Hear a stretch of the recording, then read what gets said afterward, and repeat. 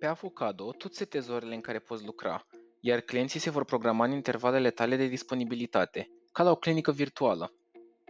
În acest video te învățăm cum să îți setezi și modifici disponibilitatea pe site. Nu uita că site-ul Avocado este construit să funcționeze corect doar pe browserele Chrome sau Safari. Dacă folosești alte browsere precum Firefox, Internet Explorer sau Microsoft Edge, unele elemente ale site-ului nu se vor încărca așa cum trebuie. Pentru a seta disponibilitatea, începe prin a merge în meniul Calendar din stânga site-ului. Inițial nu vei avea intervale disponibile setate în calendar. Pentru a seta câteva, folosește butonul Set Availability. De aici vei putea alege zilele și orele în care poți lucra. Ai mai multe variante. Pentru început, poți adăuga disponibilitate într-o zi anume. Alege ziua în care vrei să adaugi niște ore disponibile și intervalele în care poți lucra.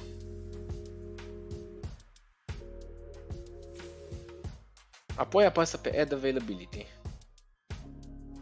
Poți de asemenea seta o disponibilitate recurentă. Se vor adăuga aceleași intervale săptămânal timp de 3 luni. Pentru a seta o disponibilitate recurentă, folosește butonul Is Repeated. Selectează prima zi în care vrei să setezi această disponibilitate, intervalele orare dorite și zilele săptămânii în care vrei să setezi aceste intervale. Apoi apasă pe Add Availability.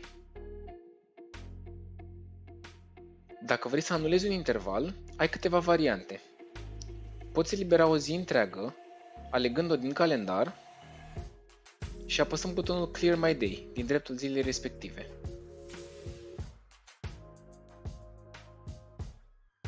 Poți de asemenea șterge un singur interval orar. Alege ziua din calendar, găsește intervalul pe care vrei să-l anulezi și apasă butonul Cancel din dreptul intervalului respectiv. Poți apăsa Current Only pentru a șterge intervalul doar din ziua respectivă sau All Recurrent pentru a șterge toate intervalele setate cu recurență. Nu în ultimul rând, clientul este cel care poate face programările pe Avocado.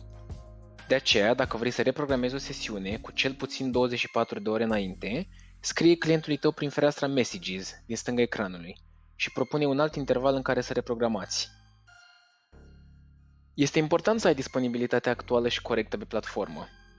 Astfel, atât tu cât și clientul tău veți avea o experiență faină și veți crește împreună.